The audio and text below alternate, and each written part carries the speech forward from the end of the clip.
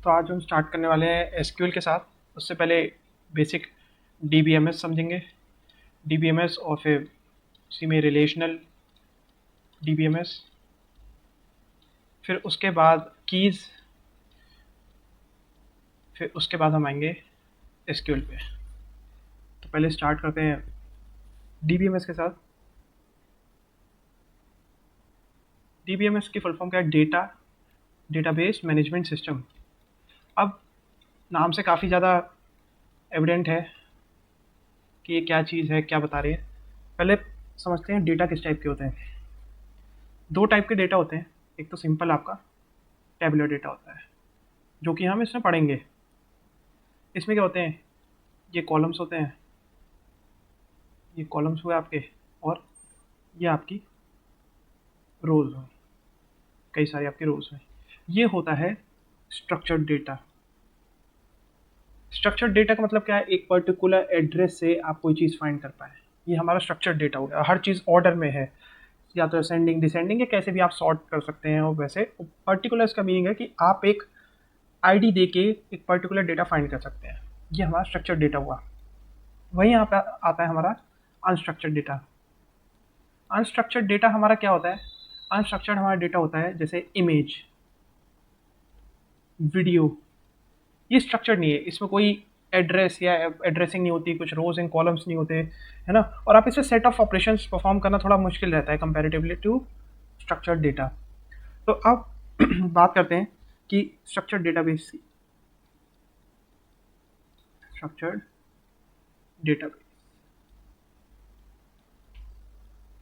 अब structured database में हमारे पास आते हैं रिलेशंस, जो कि वही होता है रिलेशनल डेटाबेस हमारा। Relational database. रिलेशनल डेटाबेस का मतलब क्या है? दो डेटाबेस आपसी में रिलेटेड हो। मान लीजिए ये है हमारे पास, ये है कस्टमर टेबल, और इधर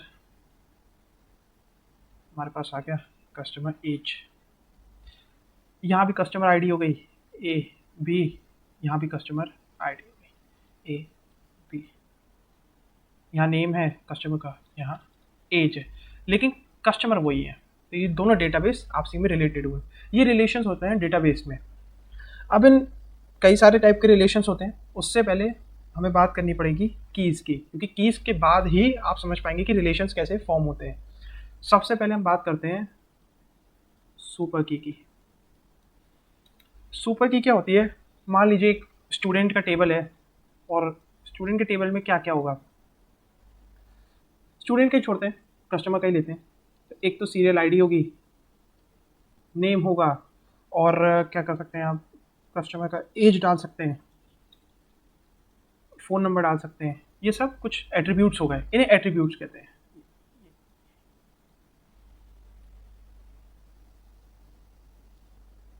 तो सुपर की क्या कहती है? सुपर की कहती है भाई, मुझे आइडेंटिफाई करना है एक सर्टेन कस्टमर को। मान लीजिए इसकी आईडी है 2, तो उसे आइडेंटिफाई आप कैसे कर सकते हैं? एक सर्टेन, उसका नाम है अजय, एज है उसकी 23, और फ़ोन नंबर उसका है 1234। अब मैं कह रहा हूँ भाई मुझे इस कस्टमर को आइडेंटिफाई करना है, तो मैं इस कस्टमर को कैसे आइडेंटिफाई कर सकता हूँ? या मैं क्या कर सकता हूँ? एस आई डी दे सकता हूँ, सिर्फ उससे आइडेंटिफाई हो जाएगा। या फिर मैं एस आई डी प्लस उसके साथ में उसका नेम भी दे दूँ, तो वो आइडेंटिफाई हो जाएगा। या फिर मैं एस आई डी, नेम, और उसकी एज भी दे दूँ, तो उससे भी आइडेंटिफाई हो जाएगा ये। और क्या क्या कॉम्बिनेशन बन सकते हैं भाई? मैं नेम और फ़ोन नंबर दे सकता हूँ, ठीक है, लेकिन ज़रूरी ये हो कि वो यूनिकली आइडेंटिफाई हो। इंस्टेड कि आप नेम और एज दे दें, कई लोगों का नेम और एज दोनों सेम हो सकती है, ठीक है ना। मान लीजिए मैं नेम दे दिया और एज दे दी, तो आप ये नहीं कर सकते, क्योंकि अगर ये सेम हुआ तो आप यूनिकली आइडेंटिफाई नहीं करेंगे। एक और कस्टमर हो सकता है अजय, जिसकी एज 23 हो सकती है। हमें ऐसे चाहिए जो यूनिकली आइडेंटिफाई करें। तो ऐसे हम यहाँ पे थे नेम और फ़ोन नंबर, ऐसे आप एस आई डी और फ़ोन नंबर दे सकते हैं। तो ऐसे करके कई सारे कॉम्बिनेशन बन जाएंगे। तो जो सेट ऑफ ऑल कॉम्बिनेशंस हुए to identify, set of all combinations to identify a row, और टपल, आइडेंटिफाई यूनिकली। अब आप उसे यूनिकली आइडेंटिफाई कर रहे हैं एक रो और टपल को, और सेट ऑफ ऑल कॉम्बिनेशंस, उनको कहते हैं हम सुपर की। ये हमारा होते हैं set of all combinations to identify uniquely a row और अ टपल। रो हमारी क्या हो गई, एक यही पर्टिकुलर अजय वाली रो। ठीक है, अब हमारी बात होगी सुपर की। अब बात करते हैं कैंडिडेट की। कैंडिडेट की क्या रहती है? कैंडिडेट की भी हमारी काइंड ऑफ सुपर की तरह ही है, लेकिन वो एक सबसेट है सुपर की का। नेट पे देखेंगे तो आपको ये डेफिनेशन मिलेगी, एक सबसेट है की का, लेकिन मैं समझाने की कोशिश करूंगा कि एक्चुअल में कैंडिडेट की होती क्या है, क्योंकि काफी कंफ्यूजिंग है इन दोनों के बीच का डिफरेंस। सुपर की हमारी कहती है कि भाई ऑल पॉसिबल कॉम्बिनेशन। वहीं हमारी जो कैंडिडेट की है वो क्या कहती है, वो कहती है कि minimum possible combination to identify, combination to uniquely identify. अब एग्जांपल से समझाता हूं। हमने सुपर की में क्या करा था, ये सुपर की का है हमारा। सुपर की में हमने ले लिया था भाई SID ले ली, नेम ले लिया और फोन ले लिया। कायदे से तो हम सिर्फ और सिर्फ सीरियल आईडी से भी कस्टमर का पता लगा सकते हैं, तो हमें जरूरी नहीं है कि हम बाकी दो लें। और यही एक सिंगल जो आईडी है या फिर एट्रीब्यूट है जिससे हम पता लगा सकते हैं कस्टमर का, उसे हम कैंडिडेट की कहते हैं। अब मान लीजिए आप वहीं आप चाह रहे हैं कि हमें नेम भी चाहिए, तो नेम से आप यूनिकली नहीं कर पाएंगे, क्योंकि नेम के साथ आप नेम कई लोगों के सेम हो सकते हैं, तो उसके साथ आपने फ़ोन नंबर लगा दिया, तो और जैसे ही यूनिक बन गया ये कैंडिडेट की हो गई। लेकिन अगर आपने इसमें एक्स्ट्रा कुछ डाल दिया, एज या कुछ डाल दिया, तो वो सुपर की में चली जाएगी, क्योंकि हमें वहाँ एज और इन सब चीज़ों की जरूरत नहीं है, हमें नेम और फ़ोन नंबर मिलकर यूनिकली आइडेंटिफाई कर दे रहे हैं, तो यही हमारी कैंडिडेट की हो गई। क्योंकि हमें मिनिमम ये दो चीज़ों से हम डिफ्रेंशिएट कर सकते हैं दो कस्टमर में। अगर आप पहले नेम यूज़ करते हैं तो, वैसे तो आप सिर्फ और सिर्फ फ़ोन नंबर से भी कर सकते हैं, लेकिन अगर आपने पहले नेम यूज़ कर लिया तो और आपने उसके बाद फिर फ़ोन नंबर यूज़ किया तो मिनिमम वो इनफ है आइडेंटिफाई करने के लिए। तो ये हमारा डिफरेंस हो गया कैंडिडेट की और सुपर की में। अब आते हैं प्राइमरी की। भाई अब हमने कहा यूनिकली हम आइडेंटिफाई कर रहे हैं चीज़ों को, इन सब चीज़ों से हमने बात करी थी SID की। वो क्या है, एक यूनिक आइडेंटिफायर है।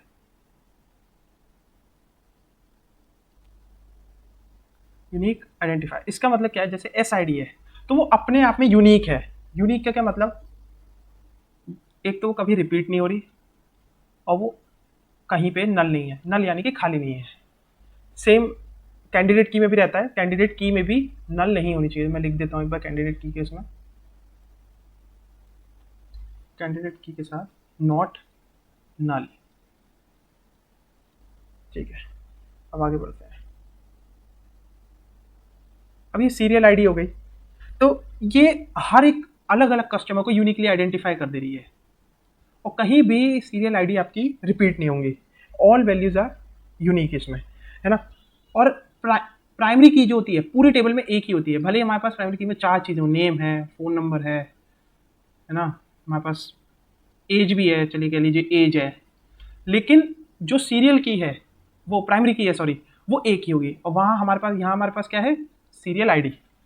ये यूनिकली आइडेंटिफाई कर देगी पूरे एक पर्सन को। मान लीजिए अजय है तो उसे यूनिकली आइडेंटिफाई कर दी, सीरियल नंबर 1 पे कौन है, अजय है, वो सारी डिटेल्स दे देगी, और कहीं पे भी ये रिपीट नहीं हो रही होगी, हमेशा ID 1 आपको अजय का ही डेटा देगी जो अजय आप चाह रहे हैं। तो ये हमारी प्राइमरी की हो गई। अब इसे एक नटशेल में करते हैं तीनों चीज़ों को। और एक चीज़ और, प्राइमरी की जो है वो सबसेट है कैंडिडेट की का,